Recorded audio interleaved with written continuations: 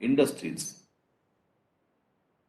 and to cater the industry also in case of technical know-how, whichever is required. Because otherwise there was no option other than importing the technologies. But in those days, many scientists, teachers at ICT have worked together with the industry for development of the various processes and to bring out the various products. So that is the history of the UDCT or today ICT. Now we are totally out of Mumbai University and now we are Team University. This status has been given by the UGC. As far as the Maharashtra is concerned, this is the only Team University which is funded by the state, the government Team University. Most of the Team Universities which you see around are private universities. So this is the only one government university which is to be Team University under the government of Maharashtra. Now, coming to our topic, as this online faculty development program has been focused on recent trends in food processing and preservation technologies. So, I have chosen to deliver a talk on emerging trends in non-thermal processing of food. As I am working in that particular area, so I thought it will be good to share my knowledge and experience in this particular area. Though I am not working in all of the non-thermal processes, my major focus is on cold plasma processing, and along with that, I will discuss some other non-thermal processing techniques also. So here, first of all, the most important question is, why do we need to process the food? What is the need to process food? Obviously, the answer is it's a demand by the consumer and it is basically the need in today's lifestyle scenario. In earlier days, probably there was no need to have the processed food in India. Some of us might be aware, particularly the age group of 50 plus, I can say,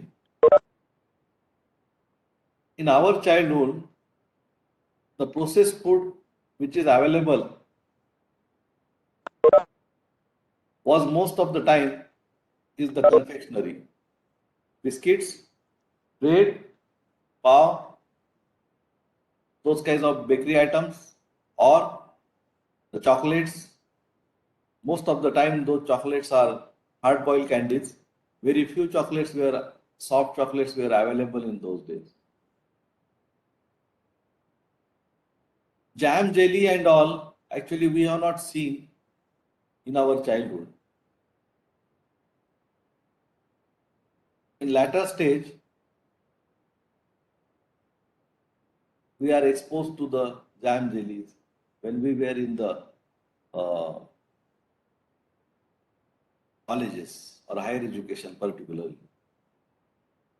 So this was the transformation where at some stage, maybe up to 70s or 75, 1975,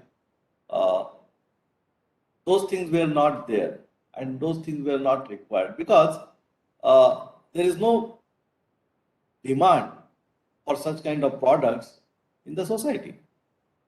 It doesn't mean that those products were not there in the world.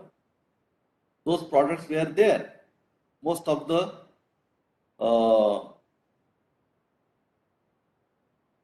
foreign countries, developed countries, were having those kind of products. And actually, it has come from them only to us. But still, demand was not there that much. That's what, as I know, when I was uh, maybe studying at the graduation of BTech Food Technology, that time we were just aware of the some of the jam jellies named as a Kisan or Noga. Even Nestle was not there at that time in the market. It entered in latter stage. And those jam jelly productions were also very limited, and most of the time it is being consumed in the metro cities or the big cities, not in the rural area. It was mostly in the urban area because the lifestyle of the metro cities like Mumbai, Pune uh, is different, and that's why there is a requirement. Based on that requirement, this processing generally is being carried out. But nowadays, we can see that because of the IT sector and lot many industrialization, uh, many things have been now changed. And this change have actually changed the lifestyle of the individuals.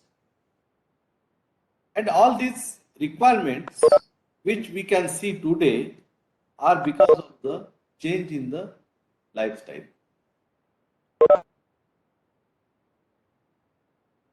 Earlier, as the processing was limited, so hence the production was also limited. Now, production also has been increased because that need to be processed. In the particular scenario, if you see, why do we process the food? The basic answer is to increase the shelf life of the food product,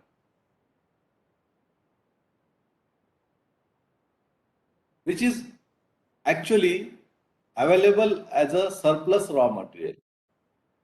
It means whatever the fruits are being consumed at the table,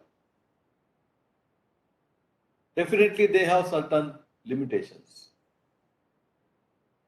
So apart from that, whatever the surplus production happens, what to do with that surplus production? Because the shelf life of such kind of product, produce, agriculture produce, is very less. So if you cannot convert them into some of the products, or you cannot transform them into the different products, it will get spoiled, which is of no use. Rather, it will be a burden on the environment also, we can say, at some extent. Of course, most of the things are biodegradable, so environment will not have that much of burden, but still, ultimately it is a loss, because such kind of fruits and vegetables, if they are being spoiled without utilization, then that will be the loss. But then, if we can convert them into some of the products, probably we can reduce the losses. So, another way of looking at is, if you reduce the losses, it means that ultimately you have increased the production. That's what our objective of the course, particularly the food technology, food science and technology, is to extend the shelf life of such kind of products where we can protect, we can preserve the food material in the form of some products so that raw material will not get wasted. So when we are storing this or transforming this raw material into product, of course we have to face many various challenges. So many times there is a infestation due to the insects or some other microorganisms, because these microorganisms can produce sometimes the microbial toxins which are actually poisonous for the human being also. Sometimes it may be fatal, sometimes it may not. But at the same time, they will also be responsible for spoilage of the food material. So we need to protect the raw material from all such kind of elements which are actually responsible for the spoilage of the food material. And obviously, to make the product which is a palatable and well accepted by the consumers, that is more important. In industrial R&D, usually many products are being developed, new products are being developed. But it is not necessary all the products which are developed or coming out of the R&D will see the market. Even though some of the products could see the market, but they cannot establish in the market for a long time. Their shelf life itself is their life span of those products is very less in the sense of the acceptability from the consumer point of view. Even though product is being pushed into the market, it all depends on the acceptability of consumer. If the consumer accepts it, it's okay. If not, then you have to withdraw the product. There is no any other alternative. It's like making a film. Producers, actors, and all everybody work hard for the film. Financer invest lot of money in the production of the film, but ultimately it's all depend on the viewers or the public. If the public accept the film, it can make a business of crores. If the public don't accept it, whole film will go into dabba. Even it will be very difficult to recover the money which has been invested.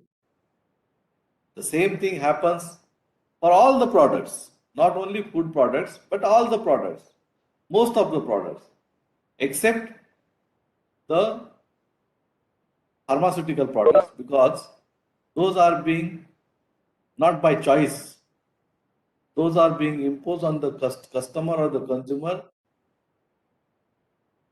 by compulsion, because it is required to recover health. That is not the case in the food products basically. And that's whatever the food product we develop, it's all the consumer is the king for that, whether to accept or not. So of course, when the consumers nowadays consumers are very well learned consumers are there, and those consumers usually know what is good, what is bad, but still I don't say that all the consumers are well learned. Most of the time, they are their WhatsApp is their guru, so they believe in the information coming from such kind of unauthenticated sources like WhatsApp, Google, Wikipedia, which is totally unauthenticated source. But most of the people used to believe on this kind of informations, and they make their decisions based on that, which is also very wrong. Most of the consumer today demand the products. First of all, many of the consumers, now this is a trend, or I can see in many of the sources that where uh, consumers actually don't want any kind of processed foods. Most of the time, they are looking for the food as good as natural. But they don't understand it is not possible to give you all natural food every time. At some stages, you have to be dependent on the processing. The simple example I can give is nowadays there are now it's a big trend coming out. Maybe because of the Ramdev Baba, कच्ची घानी का तेल. It has been advertised like that. The oil which is coming from the refinery, the refined oil, is not good for health. You should go only for the कच्ची घानी का तेल, which is not chemically processed and all. It's okay. I agree with that. Not an issue. But what about the shelf life of such kind of products?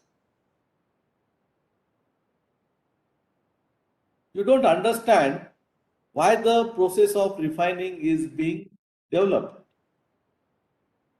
When the refining process has been developed, it means that there is a need for that. If there was not a need at all for the refining process, nobody would have accepted that. Now, comparing the shelf life of the refined oil along with the non-processed oil, कच्ची घानी का तेल, to which we call, what is the shelf life? That कच्ची घानी का तेल will not last more than 3-4 days.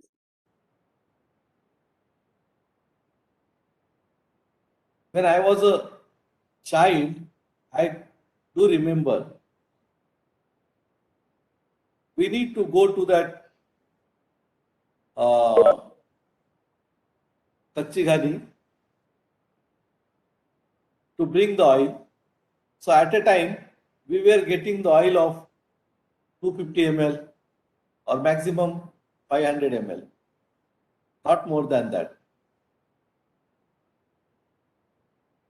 That also need to be consumed as early as possible. Otherwise, it will get oxidized because of the free fatty acids which is present in the oil. In the refining process, most of the time, what is being done is we are trying to remove the free fatty acids because those free fatty acids are responsible for the oxidation. If free fatty acids are not available, then oxidation will not happen. So oxidative rancidity will not happen. It's a simple thing.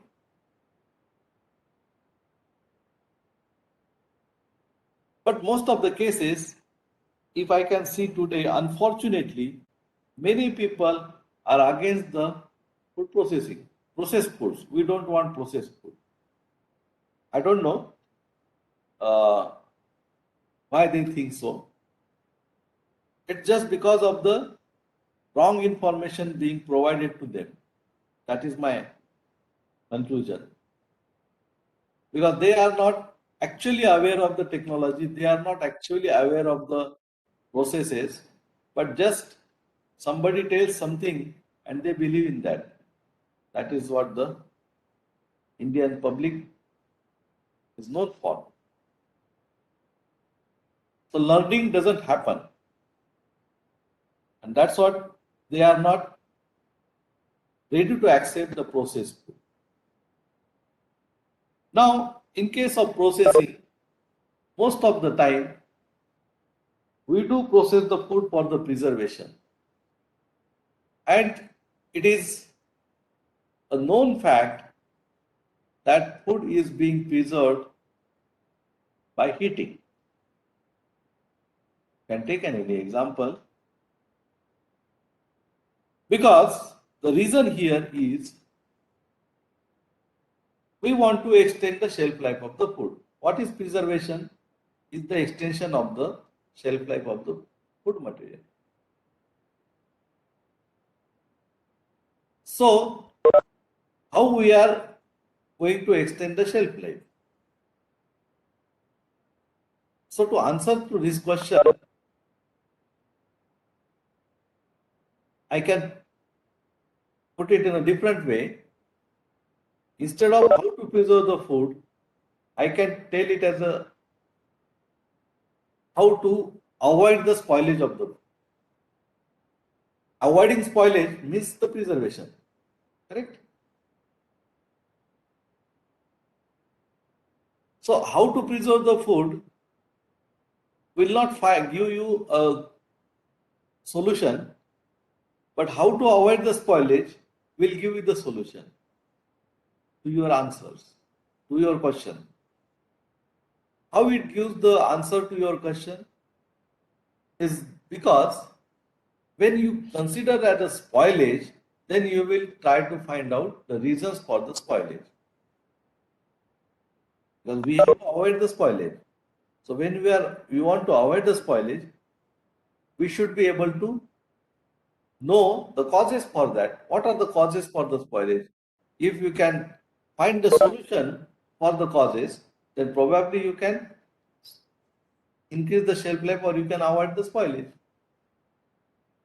So considering that, if we come to the point where what are the causes for the spoilage? In most of the cases, whatever the food preservation techniques you know, I'm sure you must be aware of the various food preservation techniques, principles of food preservation. If you see, all the principles of the food preservations are actually considering only two factors which are responsible for the spoilage. Which are those two factors? Number one is microorganism, and number two is the enzymes. Now, these microorganisms are the external factor actually, whereas enzymes are internal factor.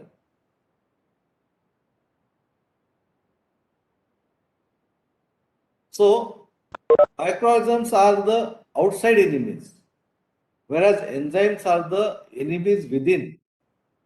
घर का भेदी है.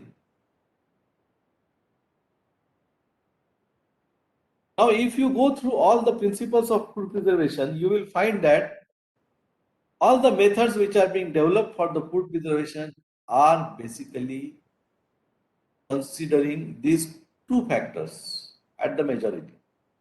Correct? There are secondary factors. We can make a list for the secondary factors. There may be temperature, there may be the pH, there may be many things are there, water activity and all those things. But majority focus is always for the microorganism and the enzymes.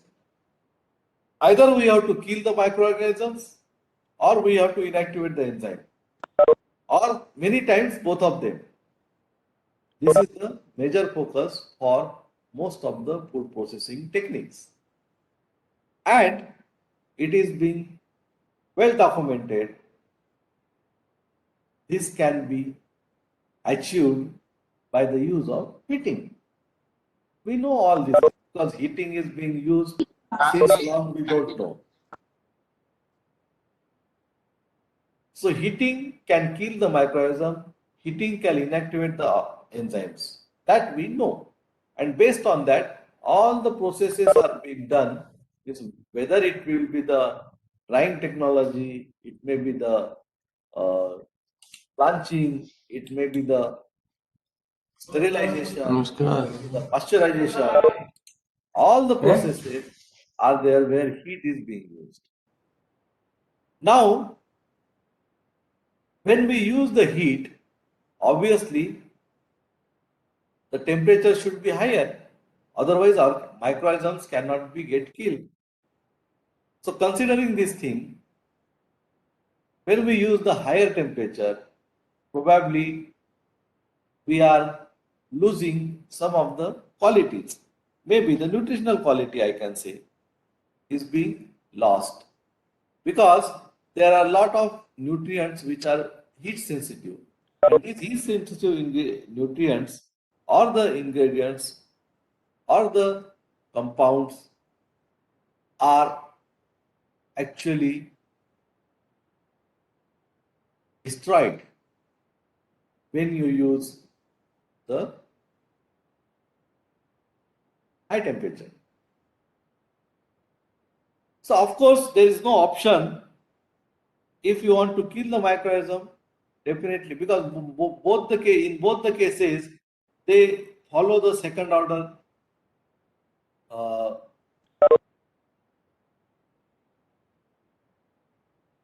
and during the when they follow the second order, most of the time the destruction of the microorganism or the destruction of the nutrients is governed by the temperature. Higher the temperature, more destruction of microorganism. Higher the temperature, more degradation of the heat sensitive ingredients or the nutritive ingredients. So how to protect that? So of course you might be aware of the thing that we have the different techniques like high temperature, short time, low temperature, long time. So ultimately, there is a time and temperature combinations are there which you need to identify which can be most suitable where you can protect the good amount of nutrients also. So these time temperature combinations are most important. So initially, when the food material is being preserved during the World War II, where the canning was first uh, invented, where the food product can be stored for a very long time. But canning is being done at very high temperature for long time. So as the time is long, the chances for the reduction or the destruction of the nutrient is more. And so that to overcome that, the new technology has been developed, that is the aseptic processing, where very high temperature with very short time. So exposure of the particular content of the food is for very short time, but the temperature is very high. So all these are being possible because of the identification or the optimization of time and temperature combinations where you can achieve the maximum killing of the microorganism without or with minimal destruction of the nutrients from the certain food material. So that's what the thermal processing is being used, and many of the newer techniques such as aseptic packaging and all has been developed through this thing, where we can have the minimum damage to the food material, but the maximum shelf life we can get. Now, it's very common that thermal processing is very helpful for killing the harmful microorganisms or which are responsible for the spoilage also otherwise. But at the same time, there are lot many undesirable changes to observe during the food processing, such as loss of color, loss of flavor, and functionality of some of the ingredient. So those kind of undesirable changes can we minimize? That is the question. So till time it was okay that we were uh, trying to protect the food or we were trying to avoid the spoilage by using the thermal processing. But at the same time, we have to compromise with the some of the changes. Now, is it possible that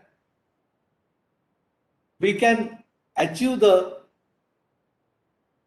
killing of the microorganism without losses of the color, flavor, and functionality? Because most of the time it is due to the heating or the heat energy which is being given to the food product. So nowadays consumers moreover demand for minimally processed food. That is the reason they don't want the highly processed food where they have to compromise with the nutritional value or nutritional quality of the food material. Because at the same time, while processing, even heat thermal processing is the one factor by which we can definitely uh, kill the microorganism and extend the shelf life. But at the same time, as we have seen that there are different principles of the food preservation, no single method is actually enough to protect the food for a longer time. So we are combining various methods. And at the same time, where we are trying to use some of the preservatives, some of the food additives, which public don't want nowadays. I don't know why, but they want everything chemical free. It's okay, it is up, it is their choice, but it's all ultimately see, just I want something which is free of the chemical is not, it should not be the strategy. It's all depend on the exposure. What is your exposure to that particular chemical? Because as per our FSSI regulations and the uh, RDA and all those terminologies which we use on regular basis, which actually says that every chemical which or the additive and all the preservative which we are using have certain upper limits. So no industry will cross those upper limits. Otherwise, that will be the they will be in the legal problem. So it's not the case that upper limit when it's been stated. So it has been stated or fixed with certain studies, and based on that studies only this upper limit is fixed. So within that limit, actually it is acceptable and it should not have any adverse health effects. That was the based on the study, but it's very difficult to uh, advocate to the consumers in this ground because they have made their mind that they don't want anything which is having the chemicals. Of course, there are many reasons for that. Lifestyle is one of the most important reason. Second is the buying capacity of the consumer. Now consumers have the good buying capacity, so they can demand, we are ready to pay, you give us this particular thing. So this is the challenge before the food technologies to fulfill the consumer demands where they want the processed food, but fresh like processed food without having any kind of chemicals or additives. Of course, some of the product developments need the additives, some of the product developments need the preservatives. We cannot avoid that, but still people are trying to get the food materials which are free from the chemicals. Most of the fresh like without preservative. So obviously that is the challenge for the food technologists nowadays to develop the products with without preservative, without additives, but with the good acceptability of, to the consumer also. So these are the some of the things where we uh, consumer is looking for.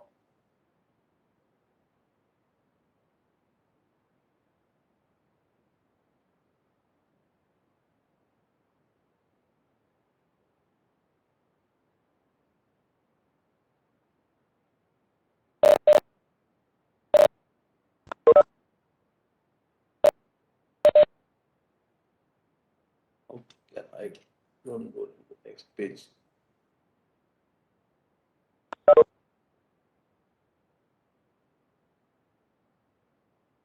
How to go to next page now?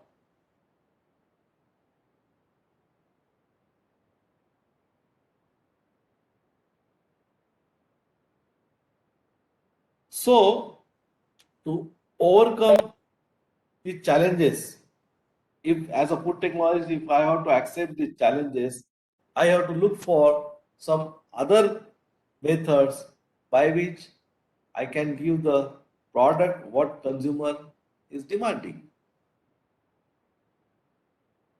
So consumer want the minimal processed food. So it means that I have to look for some other alternative where heating is the minimal so that I can avoid the uh, spoilage of the food material within a particular time. But is it possible? Because thermal processes are well established processes, and if we want to change the thermal process with some other alternative process, I need to study that the effectively the process should be good enough to extend the shelf life of the food product. So many of the scientists around the world, maybe last 20 years, they are working on the area known as a non-thermal technologies. So we know very well that to kill the microorganism, you need the heat energy.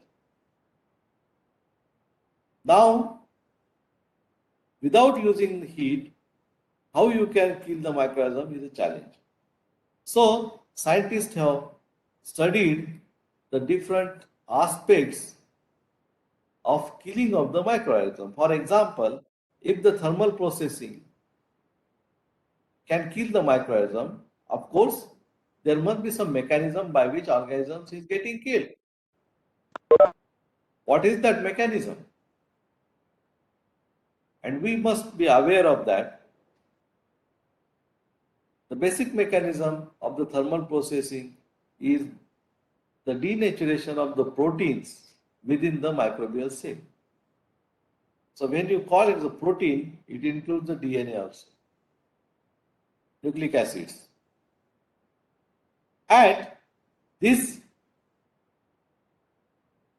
coagulation or the precipitation or the denaturation of the protein is responsible for killing the microorganism. That was the basic mechanism behind the thermal process.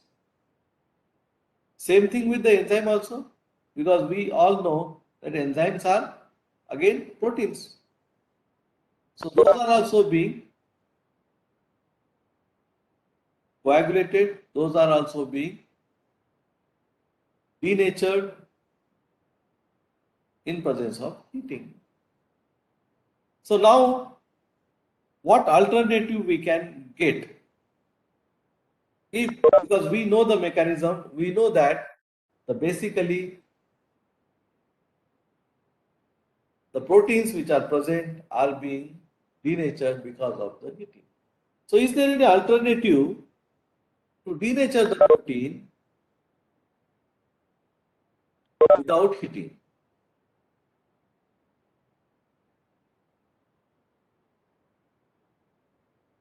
Answer is yes. If you can just use the pressure, because we know that proteins are also sensitive to pressures. Proteins are sensitive to pH, proteins are sensitive to the pressure, proteins are sensitive to temperature, proteins are sensitive to even the solvents. We know these properties of the proteins. As the proteins are sensitive to temperature, same at the same time they are sensitive to pressure also. So can we use the pressure to denature the protein? And this is what the starting of the non-thermal processes, where you are not exposing the product, your product to the higher temperature, but just by changing the pressure, surrounding pressure, you can kill the microorganism. Forget about the protein denaturation. Even the change in the pressure will also make the organism survival difficult.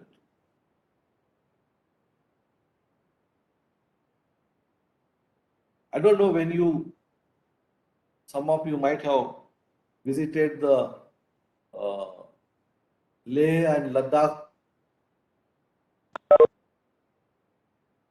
where the atmospheric pressure is different than our normal pressure. So when that pressure difference is there, definitely when you go to the Leh and Ladakh mountains, you will find the difficulties in breathing. Even the change of because our body is well acclimatized with the atmospheric pressure. If this atmospheric pressure is being changed, lower or higher side, it will be definitely have a effect on our own body also. So likewise, microorganisms also find difficulty in surviving such kind of environment. And considering all those things, we can go for some of the non-thermal processes by which we can achieve the killing of the microorganisms or the inactivation of the enzyme.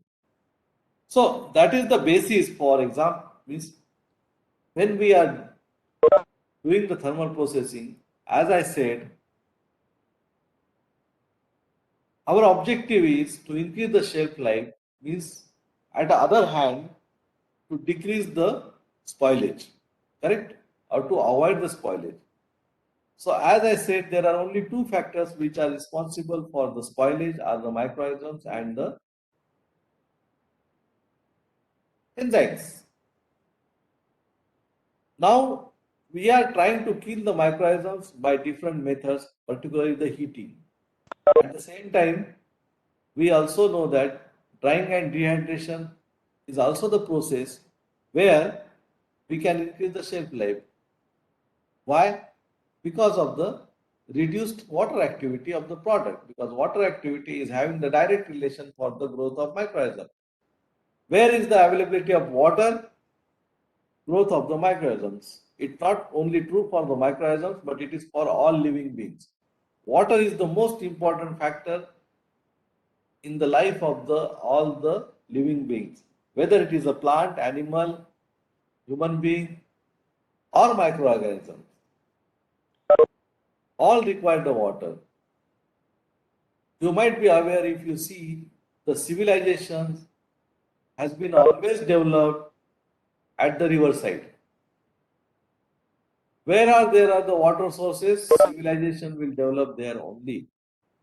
So water is the most important factor in the life. Same with the microorganism also. So that's what we go for the drying and dehydration, where we reduce the moisture content at a particular level so that it will be the free moisture will not be available to the microorganisms. If the moisture is not available for the microorganism, there will be no growth of the microorganism. It's a simple thing which we have learned already. So, along with microorganisms and enzymes, one more factor I want to add here is the water. The availability of water will definitely also lead to the spoilage of the food material. Correct? So we have to tackle with the microorganisms, enzymes, as well as the water also, which is the third factor. But many times, if the microorganisms are not available in the surrounding area, probably even the water is there, we can increase the shelf life can be more.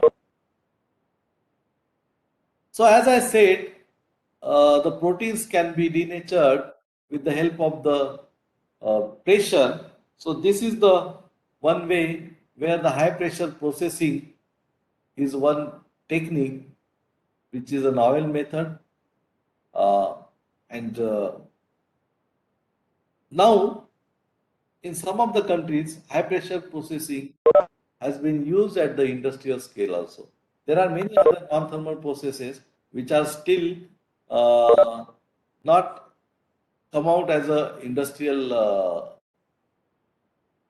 level, basic, because of the many of the hurdles. Because see, developing the technology is okay at the laboratory scale, but when you want to take it to the higher scale, there are lot many challenges also. So to overcome that challenge, definitely you need certain time. So as the high pressure processing is now crossed all those challenges and it can be now used at the industrial scale. This high pressure processing technology is also having the different nomenclatures: hyperbaric pressure processing, ultra high pressure, high hydrostatic pressure, or even it can be called as a Pascalization also because it works under the high pressure.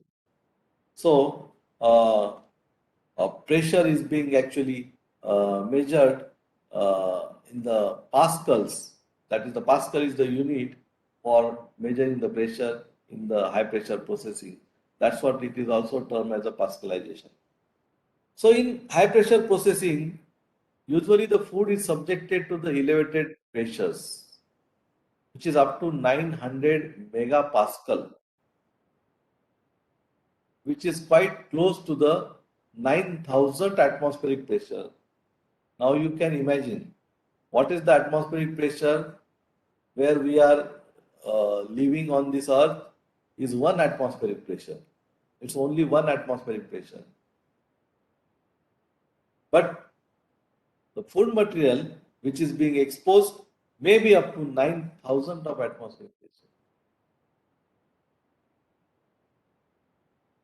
Now, in case of high pressure processing, sometimes temperature also come into picture, because in many of the cases where the increase in temperature pressure is observed, at the same time we can observe the increase in temperature also. There is always correlation between temperature and pressure. We know that PV is equal to nRT. That is the ideal gas equation, which we are quite aware of that. So, in many times when we use the high pressure, there is a chances for the rising of the temperature also in the system. So, high pressure processing mostly goes in hand with the temperature also. But we are using the temperature, still it is lower than what is being used in the thermal processing. So you might be aware of the how the thermal processing or this high pressure processing works.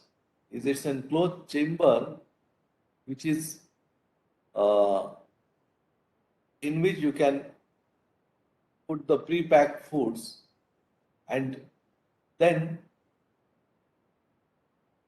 this chamber is being subjected to the pressure, maybe in the range of 100 to 900 megapascal.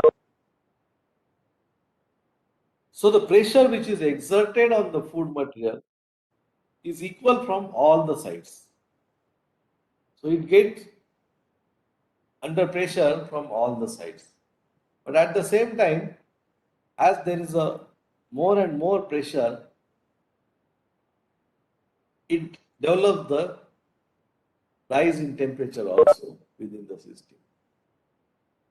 You can avoid that by making the surrounding area with the maintaining the uh, cold conditions. Probably you can control over the rising temperature also.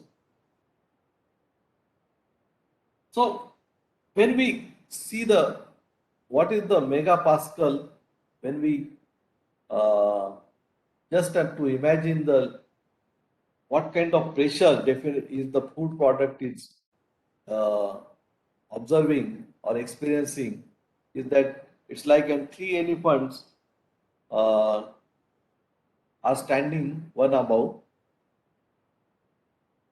Each elephant is having a weight of around 5 tons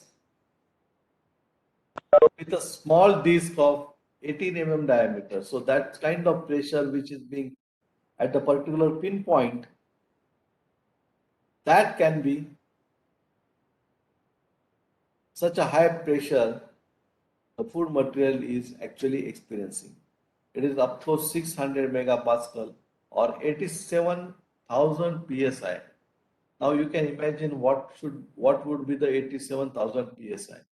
We know that sterilization is being done usually at the pressure of 15 psi. In autoclave, we are just giving the pressure of 15 psi. So that 15 psi pressure plus more than 120, 121 degrees Celsius of temperature can kill the microorganisms. That's that is the simple thing which we all know. So here we don't are using the temperature, so we have to use the higher amount of the pressure. So this is what just to explain you what exactly the high pressure means.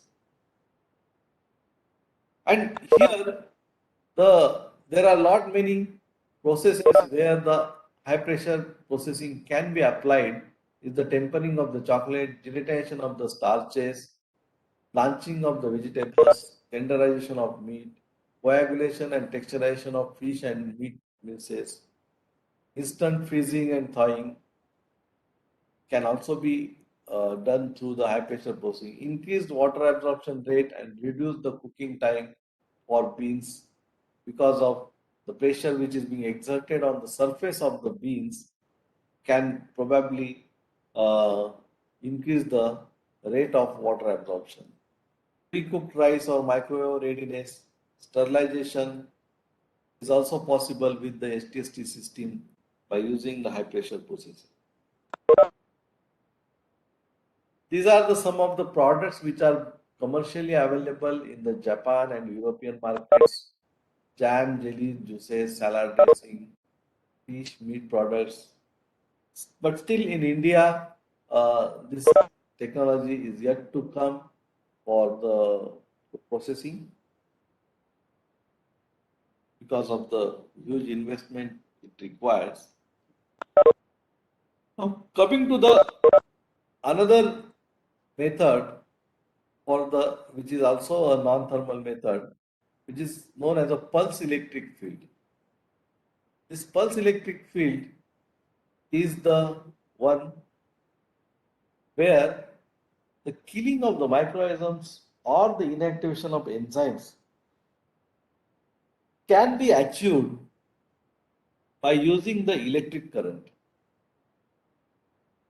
So this is the uh, equipment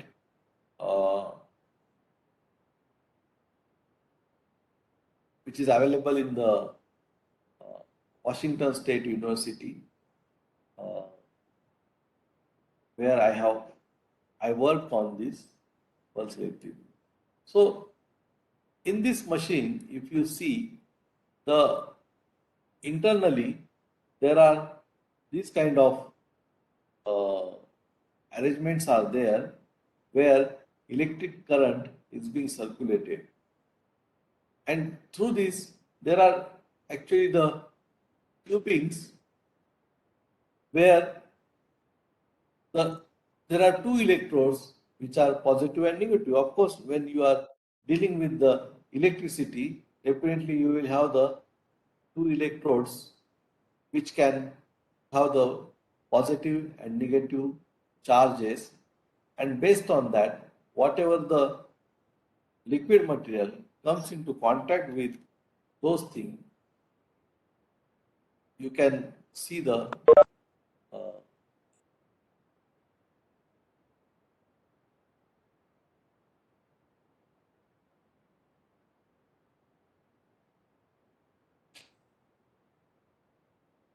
this is the diagram I can show you is that Uh, See, this is the microbial cell with the cell membrane surrounding to that.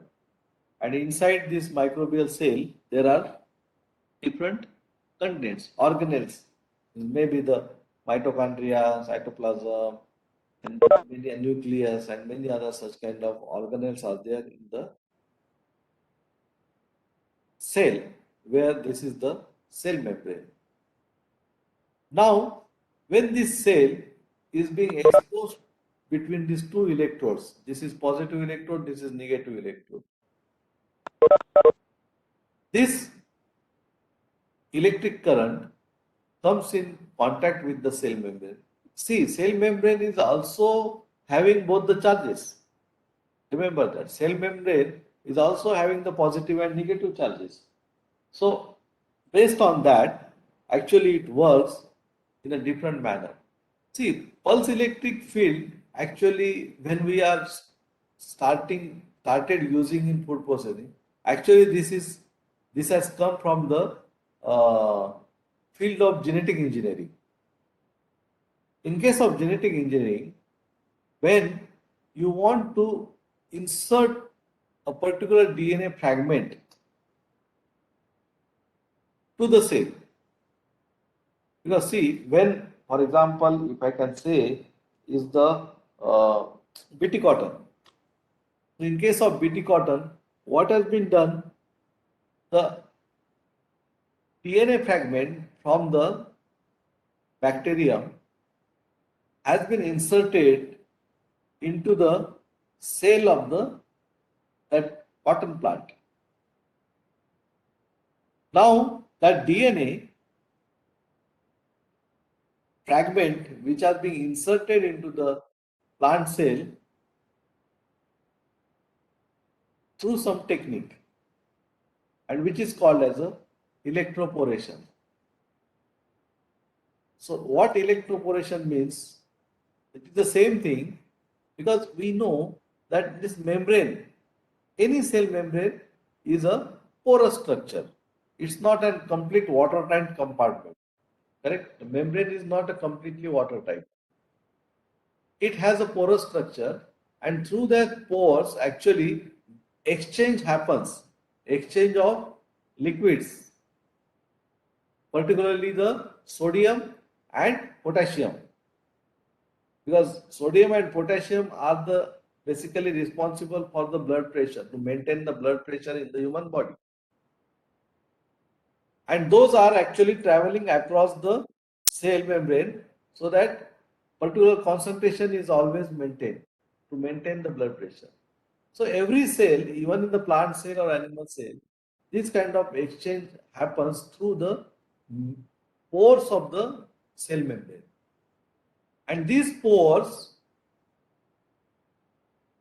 are having a particular size, so that it can limit the intake and incoming and outgoing. So the particle size more than the pore size cannot be exchanged. That is from for the safety point of view. If anything can enter the cell, then obviously cell will not be safe. Probably cell may get damaged because of that. Because any foreign particle can come in, which is not desired. And cell don't want any foreign particle to come in. That is a threat for the cell, particularly that is a threat for the plant or animal. So it's a membrane which actually protects all those things. Now, when this membrane is having the positive and negative ions on that, the electric current is the one thing where you can expand the pore size of the membrane. And that's what is being done by using the process known as electroporation. When the cell is being subjected to the electric currents, actually the pore size is being increased. And through that increased pore size, the DNA fragment is being inserted into the cell. It's not the easy task, because it will not be accepted by any cell. You have to do it forcefully. And you know the DNA is again the protein. So its molecular weight is very high. Lower molecular weight particle can come and go from the cell membrane, but high molecular weight particle cannot enter the cell. But you want to insert that DNA fragment which is having the high molecular weight. So how you will insert? You need to extend the size of the pore, expand the size of the pore. And this is being generally done by the way of electroporation, where the DNA fragment can be inserted through that larger size pore or expanded pore.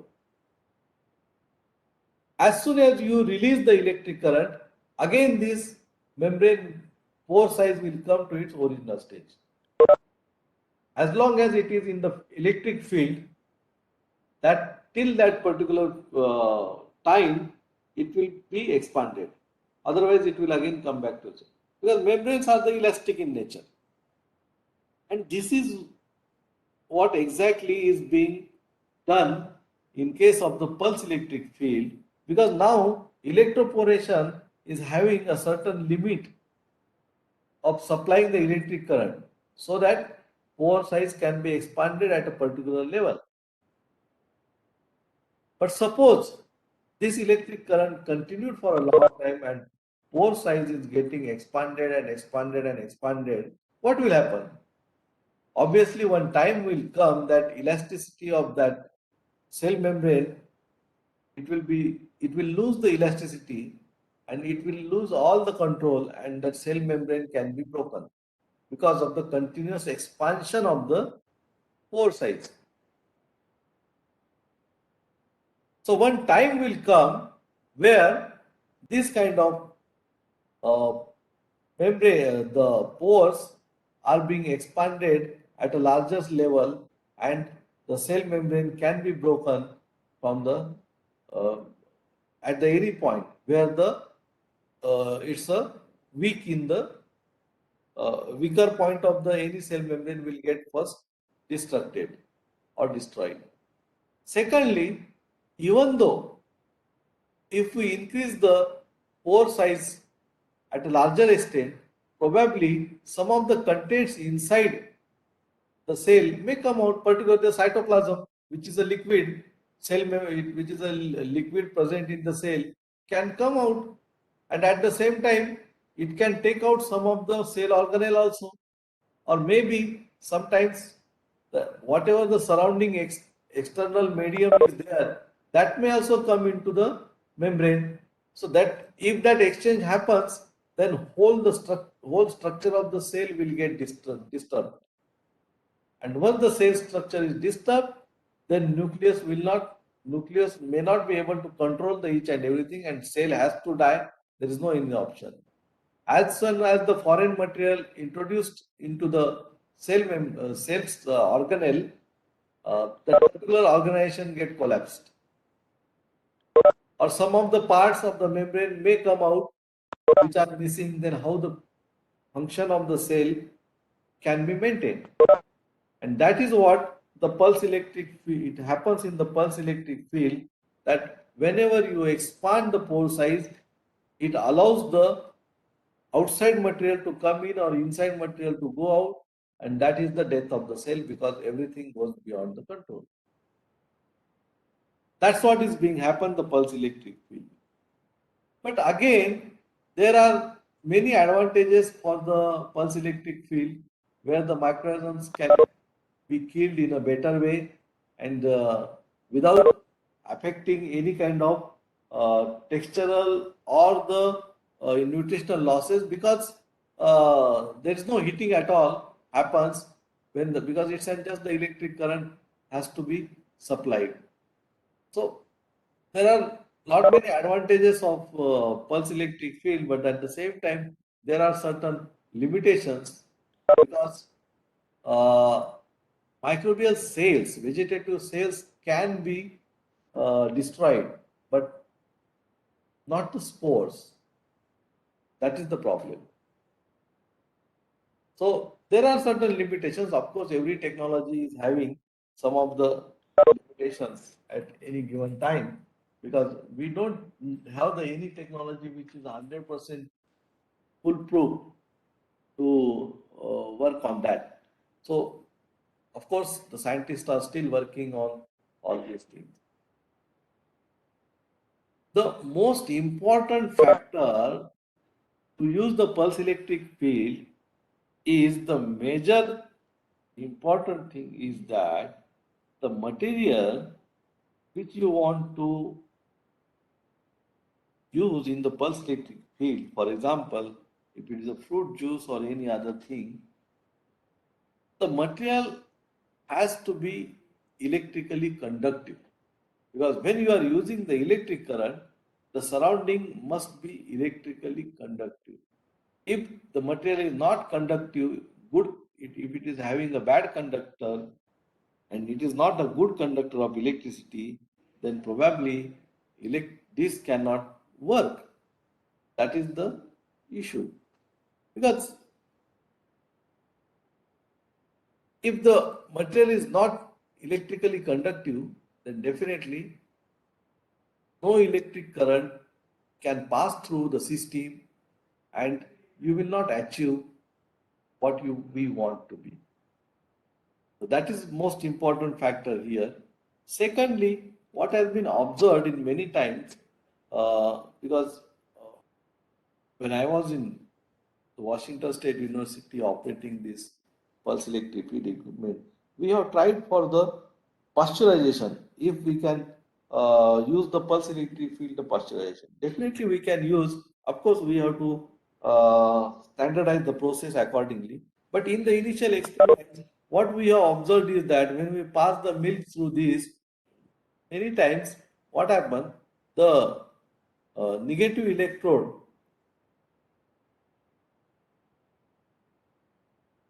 is having the deposition on the negative electrode. Now, what is the deposition actually? Because once the electrode is having the deposition on the surface, then probably its efficiency again goes down because electric current cannot be passed very effectively when it is being coated with some of the such kind of scales. It is a scale formation which happens. In case of when it has been observed, particularly in case of the milk, because milk contains the lot many mineral matters. And we know that milk is rich in the calcium. And calcium is dipositive ion. Magnesium is again dipositive.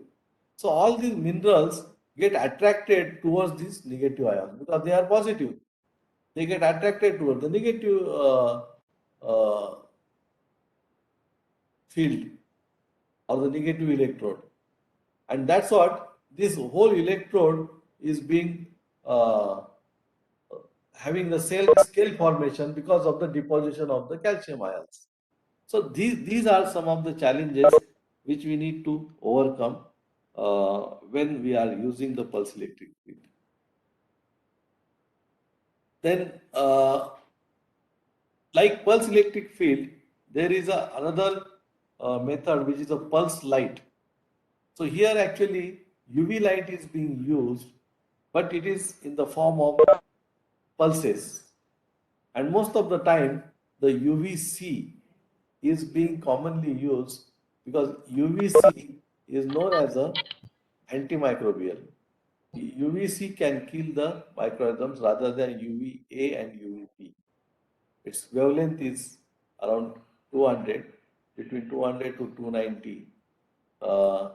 This is the UVC, which is considered as an antimicrobial and which is responsible for killing the microorganisms.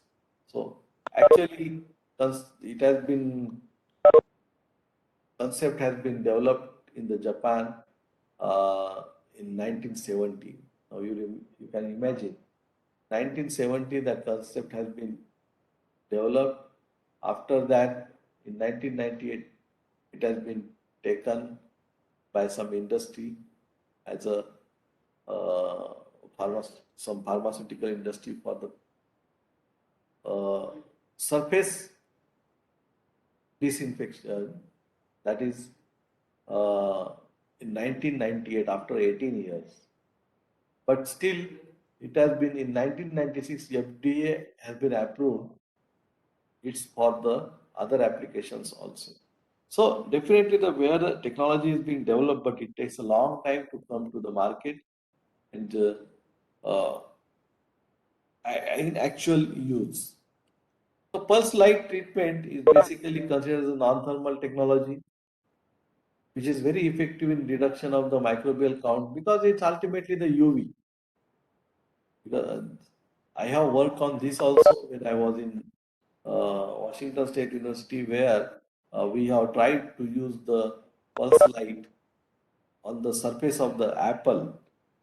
Just we have taken an commodity as a uh, apple as a model, and we have actually uh, spiked the microorganisms on the surface of the apple, and those are afterwards those are being treated, and we have observed that what is the rate of killing of the microorganisms when we expose it to UVC light. So this same thing UVC light is also in last year somebody has developed one device uh, to kill the coronavirus on the various surfaces where UVC was actually being used.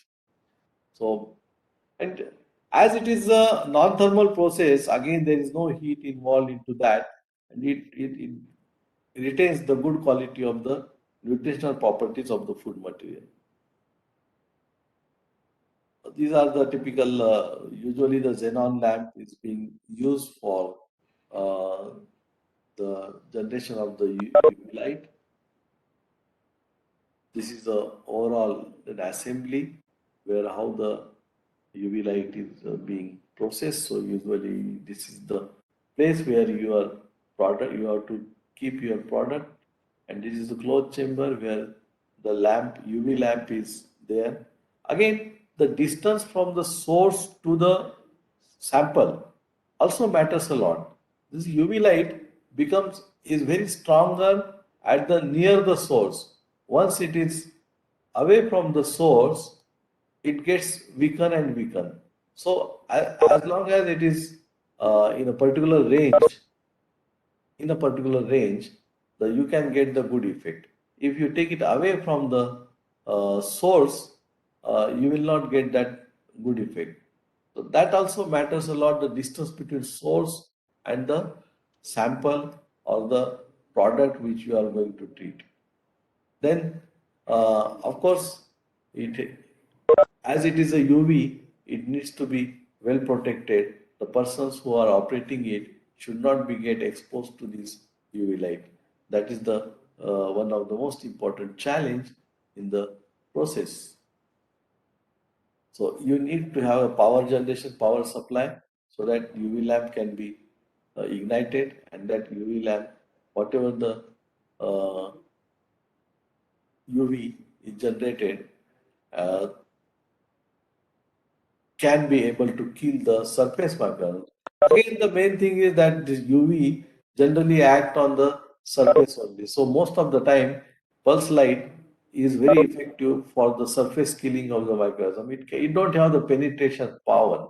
It cannot be penetrated into the system, and that's what most of the time it is being used for the surface disinfection or the surface inactivation of the microorganisms which are present on the surfaces. This is an actually electromagnetic energy which is accumulated in the capacitor during the fraction of the seconds and released in the form of a light in the short burst with the amplified power, because here we are calling it as a pulse light. So you imagine that it's an on and off system.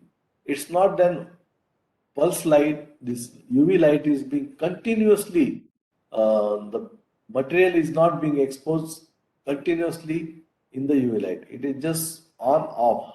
So sometimes it will on for the sometime few seconds, again it will get off. So that's what we are generating in the form of the pulse on off mode. So it is a pulse. It's not an UV light which you use in the laminar flow where it is continuously in a working condition till you work or in the laminar. But here it's not the case. It is on and off. So for a fraction of second it is on. For the next fraction of second it will be off. So it is a continuous process. That's what it is called as a pulse light.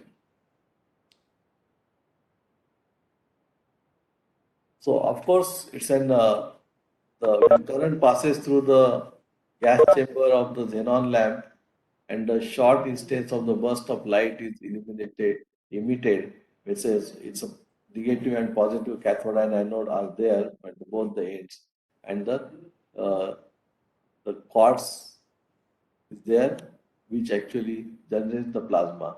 So UV many times is also generating the plasma also, and in case of the cold plasma also you can see the same thing.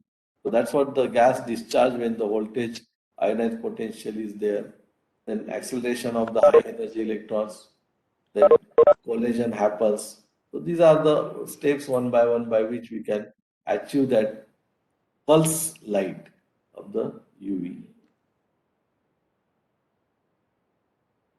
These are the further details of the uh, pulse light where you have to calculate the life of the each pulse considering the life of the lifetime of the lamp.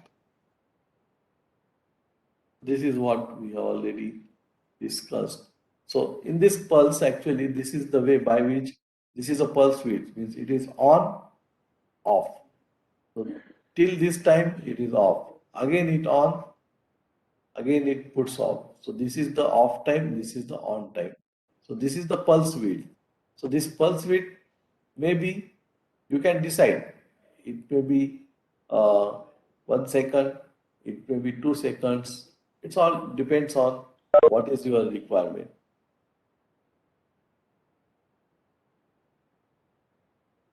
So in case of these critical parameters, if we can see in the pulse light study, what we observed is the number of pulses during the exposure of the surface, the distance from the flash lamp, as I explained you, the distance between the source and the sample characteristics like color or thickness of the sample, those parameters can also be considered. So for pulse light, maximum peak power is up to 35 megawatt, or and for the UV it is 1 kilowatt. These are the some of the basic parameters which we can see.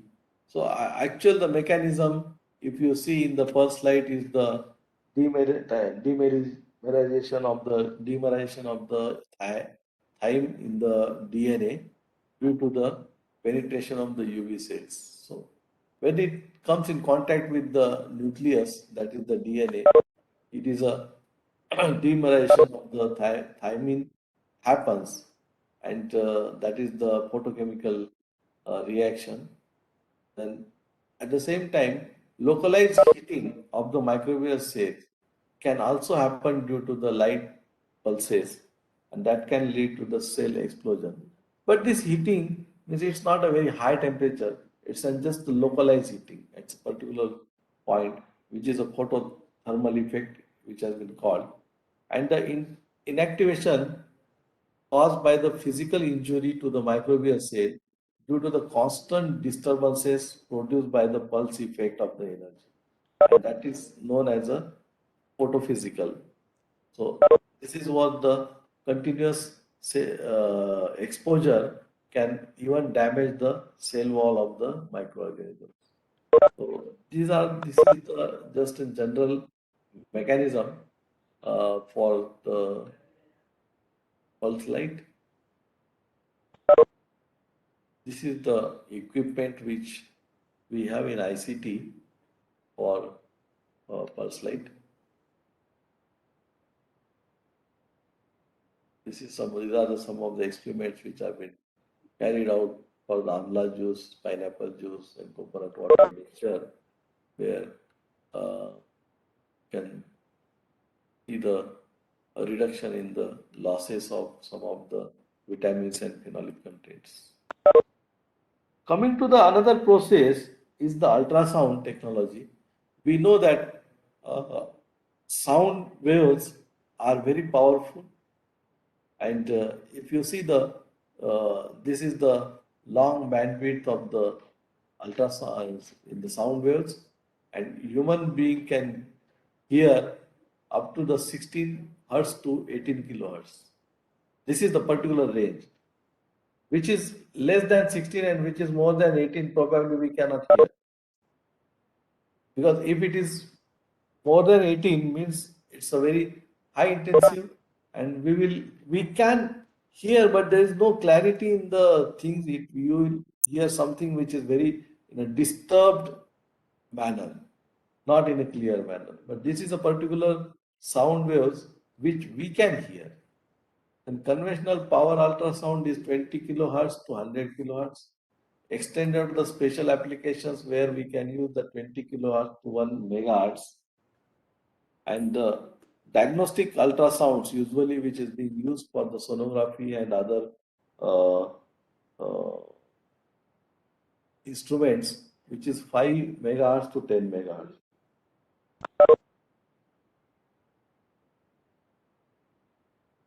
So the frequency is the most important for the sound waves, and the sound waves at the frequencies higher than that of audible range are generally being used in the ear. Diagnostic ultrasound is more than 100 kilohertz are used for the measuring the different uh, disorders in the body. Flow rate and flow profile, composition, particle size, and emulsion stability, and all also can be assessed or can be changed by the way of using the ultrasound. So, power ultrasound can be used for improving the processing efficiency. It can enhance the oxidation process, it can control the enzymatic reaction, maybe the activation or inactivation of the enzyme, both the ways. Stimulation of the living cells can also be happen, enhancing the emulsification and extraction process, surface decontamination, defoaming, viscosity modification can be done by the way of using the ultrasounds.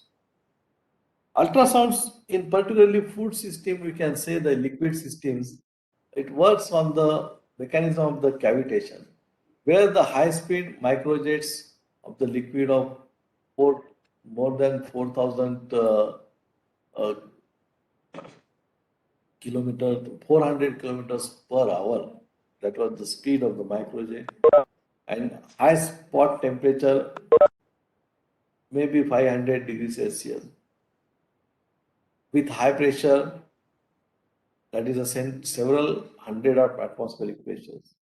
So, though ultrasound we consider as a non-thermal process, as it is not being developing the heat throughout the system, but definitely it developed the heat, what we call as a localized temperature development. So at particular small area, the temperature is being developed, but that doesn't affect the surrounding area because it is a localized effect which is being usually happen in the process of the cavitation. So that cavitation is actually is the making the some cavity with vacuum. At the same time, it has increase in the temperature also. So, how the ultrasound induced cell damage can happen? Most of the time, when we are actually in the fermentation process, basically, when we have to harvest the cell mass, the biomass from the fermenter, and if the your compound of interest is an intracellular. If it is extracellular, it's okay. You can just recover it from the broth. But if it is an intracellular, then you need to break the cell. Unless you break the cell, you will not get the compound of your interest because it has been actually developed within the cellular organization. So, ultrasound is one of the best method for breaking the cell membranes. which is being very commonly used. So, inner cytoplasmic membrane may be the point of ultrasound damage since no significant difference in the killing rate of the either gram positive or gram bacteria. It is irrespective of gram positive or gram bacteria. Usually, the cell membrane has been broken down by the way of ultrasounds. So, this membrane is actually broken down by enlarging the uh, pore size, which is due to the swelling. This is the pore initiation, this is the H2 influx to swell the cells, and then rupture of membrane happens so that internal material can come out, outside material, which it is a mixture of all the inside and outside materials. So this is what the ultrasound mechanism is there, particularly to kill the microbial cells. And generally, we can use it for the killing the microbial cells. Most of the time in the fermentation industry, it is being used to extract the intracellular compound of our interest. So, as far as the advantages are concerned, it's a promising uh, method for the food preservation with higher product yield, shorter processing times, and there are a lot many advantages of this. But still, there are certain limitations for use of the ultrasound also. So ultrasound is also not being used at a very large extent as an industrial, at least for the food industry. It is being used for some of the material industries as of now, but not in the food industry, or it can be used very widely in the medical devices as of today. So these are the different applications of the ultrasound where we can use for emulsification, enzymic inactivation, extraction to increase the yield of extraction, crystallization, viscosity alteration. There are many uh, applications are there, but those are not being used very widely till time. Still, we need to scale up these all those processes. Scaling up is still remaining in all these cases. Food irradiation is also we can consider as a non-thermal process because it is not having any kind of heating developed during the process, but at the same time, the mechanism is altogether different for the killing of the insects or microorganisms. It is just by damaging the DNA in the insects or the microorganisms. So it's very common. So I think due to the paucity of time, we will move ahead. The major advantage of the irradiation is that it is having a good penetrative power as compared to UV and other things. UV and all pulse light and UV can be used for the just surface uh, sterilization, you can say, but this kind of irradiation can do have the penetrating power and hence can be used very widely. But of course, there are restrictions because many of the European countries are not ready to accept the irradiation as any kind of method. Still today, many of the European countries don't accept any kind of irradiated food products for their consumption. So definitely that has a great impact. They don't want any kind of irradiated food product as well as the genetically modified food product. They are still very strict on that particular these 2 points. Then coming to the cold plasma as one of the non-thermal process, again, if you see the cold plasma is basically a stage where uh, it's altogether considered as a fourth stage of matter because it doesn't it don't obey any kind of the laws for the gases, though it is a gaseous stage. It is neither a solid state nor a liquid state nor a gaseous state. That's what it has been termed as a fourth state of matter. We know generally three states of matter, but this is plasma is considered a fourth state of matter which contains actually all the positive ions, negative ions, electrons, metastables, atoms, free radical, proton. It's a mixture of all these kind of contents in the gas, but most of them are actually in unorganized manner. Gas means when it is a gas, everything is being organized in a particular fashion. But in case of plasma, this is totally disorganized. And that's what the plasma is being generated through the ionization process. Basically, it is an ionized gas, dissociated gas. And believe me, 99% of the universe, 99% of the universe is actually in a plasma state. Only 1% of the universe where we are staying, the surrounding atmosphere of the earth, up to certain kilometers, it is in the particular atmosphere which we are experiencing. Otherwise, rest of the things are all in a plasma state.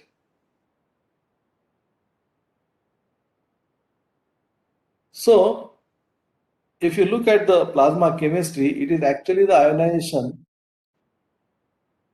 It is ionized gas where the plasma chemistry depends on the several factors such as the what is the gas.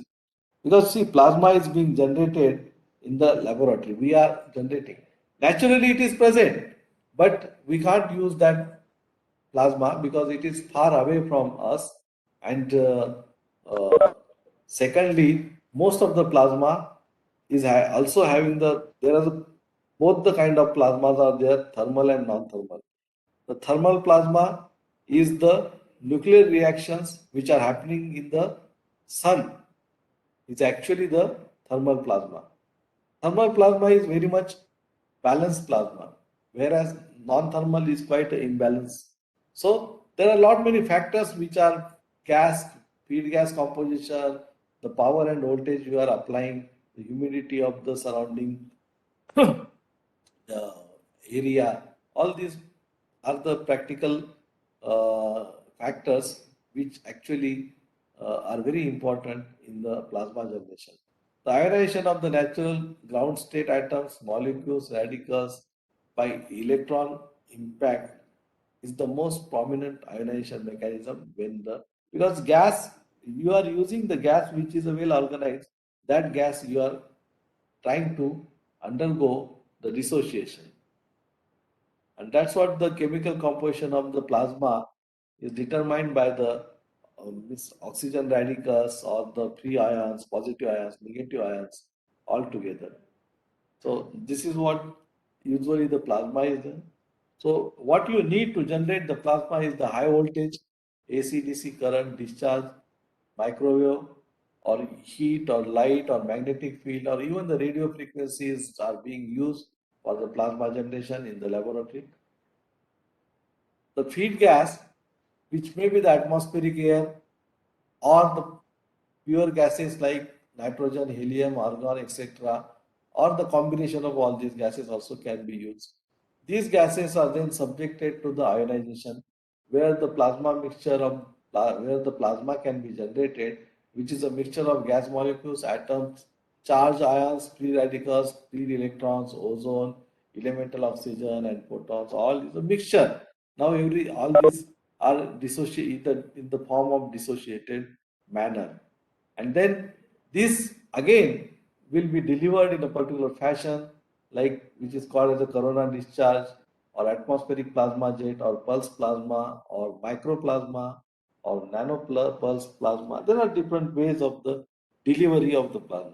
Generation of the plasma is one thing and the delivery of the plasma is another next step. So when you generate the plasma most of the time either by the electromagnetic fields or the heat radiations, UV radiations, reactive species, visible light, ions flowing electrons are being generated. So in this all these cases, these are the different factors which are there present in the plasma state. If you go to the working principle of the plasma, I can just explain here that these are the two electrodes, positive and negative electrodes are there. The carrier gas is being actually passed through these two electrodes when the electric field is on. When you supply the high electric current, high voltage to these uh, electrodes, the gas which comes in contact with this particular area may get ionized, and you will get the ionized gas, that is the plasma. So material which is being treated is generally being kept in these two electrodes so that it can get exposure to the ionized gas. Otherwise, this gas can also be, ionized gas can also be taken out and material can be treated outside also. But when this gas comes out of this electric field particularly, again it will try to reorganize itself and probably we will not get the plasma effect what we are looking for. So most of the time it is advisable that the treatment has to be done within the electric field. Where the electric field is available, the you will get the maximum advantage of the uh, corona, maximum advantage of the ionized gas, that is the plasma. When we take it out, it discharge can be the called as a corona discharge or any other way by which we can take it discharge. So as there is a increase in the voltage, current will stress and the gas to its dielectric limit into the electric background and the gas is get ionized. The basic mechanism behind this. This is what the cold plasma unit, which has been designed in the ICT by one of my friends, Professor R.R. Deshmukh, who from the physics department. He has designed this equipment because in 2014 these equipments were not available, so we have to design our own equipment. So he has designed this equipment where you can see this glow, pink color glow. This glow is nothing but the plasma generated. When the plasma is not generated, you can't see this glow. So this glow indicates the generation of the plasma. So there are these two electrodes are there, and between that two electrodes you can place the material and you can treat it. But of course, we find certain limitations into that when we are applying it to the food processing, and that's what we thought we will have some different kind of assembly, which is 360-degree rotating plasma generator, which also has been designed by ourselves in the institute with the help of physics department, Professor R.R. Deshmukh. And here, this is the particularly the rotating uh, glass chamber where the material can be treated thoroughly all the sides, because in case of this uh, equipment, uh, that's what I call as a static, because material is being placed on the surface, but the bottom side of the material, which is on the surface of the bottom plate, are not getting exposed to the uh, cold plasma. So that particular part of that particular material is not being exposed. So that's what we have designed this 360 plasma so that we can have the uh, plasma exposure around the material.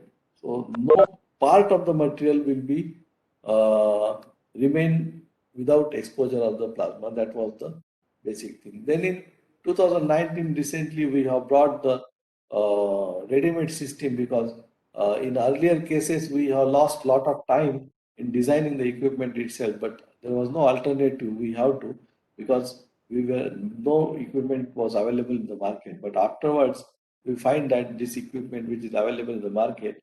So here is the source.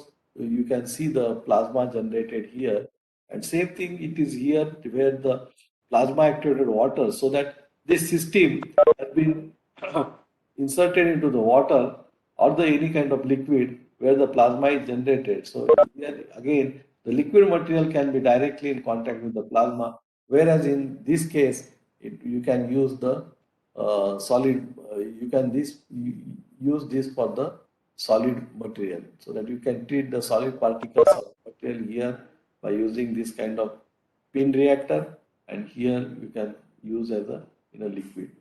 So these are the again having the plasma reaction with microorganisms particularly, which is having the 96 well ELISA plate, can also be treated under the plasma, because as we are working on the some of the microbial characteristics, effect of the cold plasma on such kind of microbial characteristics. So most of the time, the applications of the cold plasma can be in the area of medicine, water treatment, polymer science, food science, where in case of medicine, wound healing, sterilization, dental plaque treatment can be very well done. And it is being used in dental plaques, particularly cold plasma torches are being used to kill the surface microflora, because there is no harm, because there is no heating, there is nothing, no itching, nothing happened there. So in case of food, actually, it can be used as a surface decontamination by maybe the mycotoxins or enzyme inactivation or degradation of pesticide residues. There are lot many things are there. So we have tried for some uh, surface modifications by using the plasma. So basically, it is uh, change in the surface morphology either by scratching or itching phenomena, so that this actually increases the hydrophilicity of the material, which is a known fact for the plasma. So in case of applications, usually the cereal, pulses, fruit vegetable, dairy industry, meat. These are the long list is there where the cold plasma can be used, but still it is under the studies and it has not come to the industrial scale. So recently we had worked with, we have received one Indo-Sri Lanka bilateral collaborative project sponsored by the DBT, where we can achieve the successfully the decontamination of the spices, because spices, though the spices are known as antibacterial, but uh, spices do contain the fungal load. Large amount of the fungus growth can happen on the surface of the spices, and which is very deteriorative and which is dangerous for the human health also. So to how to remove that those fungus uh, surface fungus present on the surface of the spices, where usually the steam sterilization is being done, but again the spices are having the many volatiles and they are known for the volatiles, and to if you expose it to the saturated steam, again there are chances for the loss of such kind of volatiles, and quality of the spices may go down. That was the major concern with the, and ethylene dioxide is the one another treatment, but that is also uh, because of the fungus growth, we have actually India as well as Sri Lanka has been impacted largely in the export, because most of the spices are being exported in the European countries also, but European countries are not ready to accept the irradiated spices, because irradiation is the only method by which you can kill all the fungus and all, and it can be preserved. But that is not acceptable. And secondly, ethylene dioxide treatment, which is a fumigation, is not also accepted by the European Union because of the traces of the chemicals. So, what the method which is being used is the only steam sterilization, which is again the thermal process. So we want to introduce the non-thermal process for the spices, where we can reduce the surface microbial load. So modification of the functionality can also be done. This is the itching process which we have observed. This is the rice grain before treatment, and this is after the treatment. You can see how the surface is being distracted, and that distraction of the surface can increase the hydrophilicity by the way of uh, uh, contact measurement of the contact angles. Uh, these are some of the things. I will skip all those things. Uh, Even we have tried for the germination also, and we could find that germination characteristics can also be enhanced after the treatment of the plasma. Germination time can be reduced because of the absorption of the water, increasing the hydrophilicity. The starch modifications can also be achieved. It's a physical kind of modification. No chemical reactions are involved into that. Uh, Maybe due to the cross-linking or depolymerization or etching or oxidation, these are the mechanism by which we can explain the modification of the starch as of today. Grain infestation can also be controlled as in the spices. We have treated the spices with the cold plasma so that fungus can be killed. In likewise, in case of grains also it can be used. Uh, Recently, we are discussing this grain storage, particularly in the one of the university in the Russia, where we are trying to have a collaborative project on grain infestation, uh, control of the grain infestation using the cold plasma with the Russian university. So it will be the Indo-Russia collaboration will come soon in existence, uh, so that mycotoxins in the grains can be reduced.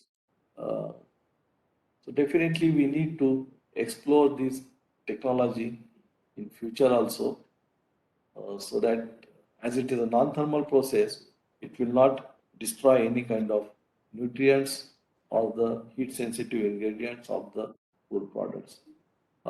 This is what the uh, torch is being developed with the cold plasma. This is the beam. You can see the pink color which is coming out, and that can also be used as a torch, and you can actually treat the even viruses also by the way of this is a plasma activated water which also can be used to kill the fungus bacteria uh, because of the particular characteristics of the plasma activated water. Even it helps in the plant growth. So plant growth can be enhanced when you use the plasma activated water into that. Uh, this is the purification of air by the atmospheric plasma. This is one of the stage where we can go for the higher scale or the industrial scales. Even here, the plasma treatment can be given. This is the tunnel by where the plasma is generated and the material can be passed through this. It is a continuous operation basically. Material can pass through the plasma atmosphere so that surface microbial load can be reduced and uh, it will be made more free from the microorganisms. Uh, so I think I should rush for that. This is a mechanism of the microbial inactivation.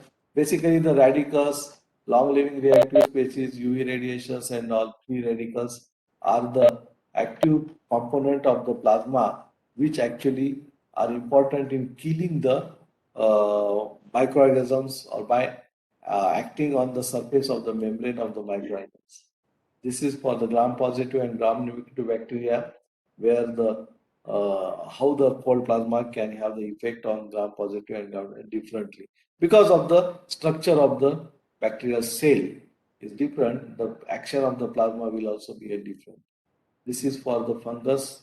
Again, it can definitely have the good effect on the killing of the fungus. We have just given some treatment to the spores also. Spores also can be destroyed by the way of using the cold plasma. Uh, Cold plasma can also be used as a mutagenic agents. We have the physical mutagenic and chemical mutagenic agents, but cold plasma can also be treated as a clean source or the green source of the mutagenicity. It's an enzyme inactivation where the actually the beta structure, beta sheets, and the primary and secondary structure of the proteins is being affected, and which actually inactivates the enzyme where the active sites are actually blocked or destroyed or maybe modified in certain cases. So I think. Of course, there are many such research papers available in the open domain that where the conversion of the glucose to ethanol can be enhanced by the way of the cold plasma processing. Polyphenols and ethanol production also can be increased These are some of the, not go into details of these things due to the paucity of time. But this is the way by which you can even treat the wine with the cold plasma, so that this is the batch type of process where this is a continuous process where the uh, red wine and the plasma is in contact, and you can actually treat the wine, which increases the polyphenol contents of the wine when it is treated with the cold plasma. That's what is being reported here. Even in the tea samples also, polyphenol content has been increased in the black tea as well as the green tea. So these are the different ways where the cold plasma also can be used. So just to conclude, non-thermal food processing, as such, it is still evolving field. Some of the non-thermal processes, such as uh, high pressure processing and all, are being scaled up, and definitely they will have the better potential than the others. The equipment cost, though it is higher at the initial stage, but I believe that most of the time in the future, when it, it expands at a larger scale, probably it will come down. And better quality can be achieved as compared to thermal processing with respect to nutritional and sensory value when you use the non-thermal processes. Uh, that's what I can conclude. Thank you very much for patient listening. I think it was a very long lecture for 2 hours. I don't know whether you have enjoyed or not because of the very lengthy talk. So thank you very much. If there are any quick questions, I'm happy to take it and answer.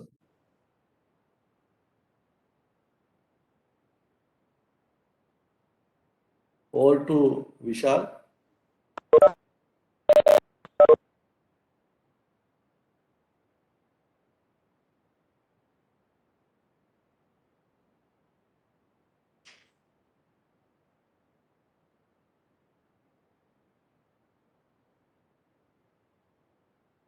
Hello, am I audible? So Vishal, Irana sir,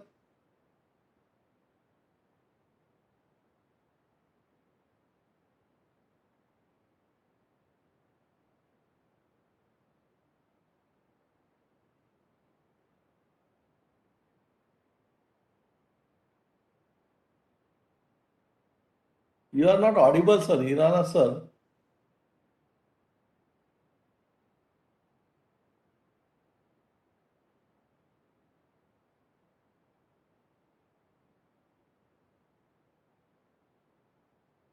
I can't hear you.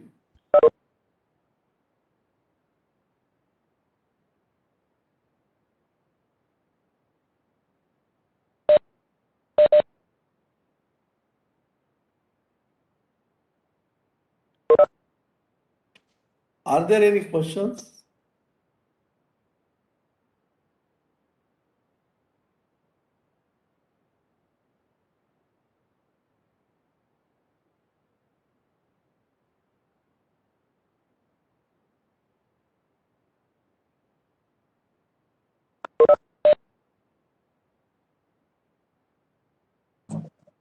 Hello. Hello, yes. Yeah, thank you very much, sir.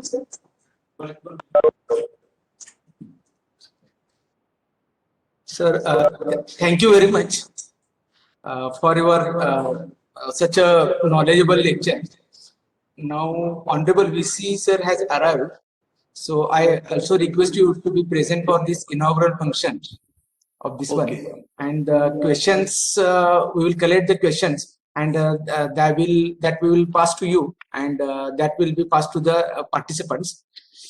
Sir, I'm very much thankful to Professor Annapure sir for such a knowledgeable lecture, and it will be very interactive since he has told various thermal and non-thermal techniques of the pool, and right now it is very much important. So this will be beneficial to all the participants.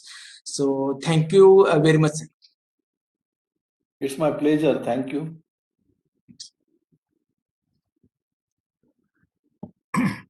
Professor Sahu, Yeah.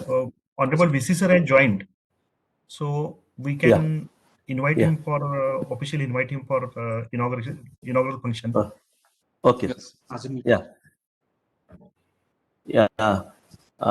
Good afternoon, sir. Good afternoon, sir. And good afternoon to Good afternoon, sir. yeah. Good afternoon to everybody. Indeed, it is a great pleasure to conduct this Hotel Academy AICT sponsored 5 days FDP program. And on behalf of Department of Technology, I wholeheartedly welcome our Honorable Vice Chancellor Professor D.T. Sirke sir for this inauguration Screenshot. program. Vaibhav, Yes, sir. yeah, over to you. Please, Yes, sir. please Thank you, sir. continue. Thanks. Good afternoon, ladies and gentlemen. A very warm welcome to you all in this inaugural ceremony of the online FDP on recent trends in food processing and preservation technology, organized by Department of Technology, Shivaji University, Kolhapur, sponsored by AICT Training and Learning Academy. Hearty welcome to today's chief guest, Honorable Vice Chancellor of Shivaji University, Professor Dr. D.T. Shirke sir, respected Director of Department of Technology, Professor Dr. R.K. Kamath sir, Coordinator of Food Technology Program, Professor Dr. A.K. Sahu sir, Coordinator of this FTB, Dr. I.S. Urchan sir, and all respected resource persons, organizing committee members, and all participants of this inaugural function of the online FTP. It gives me great pleasure to extend you all a very warm welcome on behalf of Department of Technology, Shivaji University, Kolhapur. Now I request coordinator of this FDP, Dr. I.S. Urchan sir, to brief about online FDP and entitled Recent Trends in Food Processing and Preservation Technology. Over to you, Dr. I.S. Urchan sir. Thank you, Vaibhav. I wholeheartedly welcome all the participants, resource persons for this and Honorable VC sir, Director Dr. R.K. Kamath, Professor R.K. Kamath sir, Professor A.K. Sahu sir for this online faculty development program on recent trends in food processing preservation, sponsored by AICT and organized by Department of Technology. For this FDP, we have received the much response from all the participants from all over the country. As per the AICT, 200 participants were allowed, and it is completely filled. And these participants are from all the levels, not only the PG students, but the participants are assistant professor, associate professor, professors. The participants are from the industries also. Participants are from the research organizations. So thank you very much to all the participants for your responses. Now, since we can see that presently, due to the change of the globalization and changing eating patterns, we can find the ample of the omnipresent of the food everywhere. We can find the food from the small shop to the big industries in the airports also. So this is available omnipresent. So even the central government and the state government has put various schemes for the development of the food processing industries, and we can find that there are thousand crores of the monies or fundings is given by the various institutes, various research organizations, and even the state and the central governments. This is helping us to develop in this sector.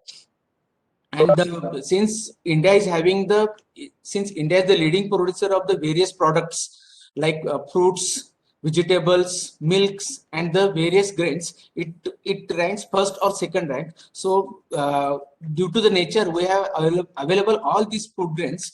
And right now, due to the change of the globalization and the global markets, so we have the much scope for the development. Still, even though we are finding that the processing has been increased, but still we can improve up to 7 to 80%. So the last decades, we can find that there is due to the various products. So we need to improve this quality. We need to also think about how we can improve the processing parameters, how we can think that we can do this traditional foods more safely, and we need to since we can say that in India we have the various eating patterns which will help us, and we have the very traditional foods that we can convert. So this if you see the whole schedule, we have organized the sessions. We have near about 14 sections, and we have the 13 section from all the reputed persons who are from the right now. Just Professor Annapure sir has delivered the lectures. So you can see that we have the resource person from all the academic institutes, all the industries, and these are not only from the one particular states but from all over the India, which are reputed in this sector. So this session will be help us to improve our knowledge and update our knowledge, which will be beneficial to the not only to students or the academic staff, industries, but for the whole nation. So, and if we have one particular lecture for the work-life balance, presently we can say our work life is somewhat more hectic. So there is one particular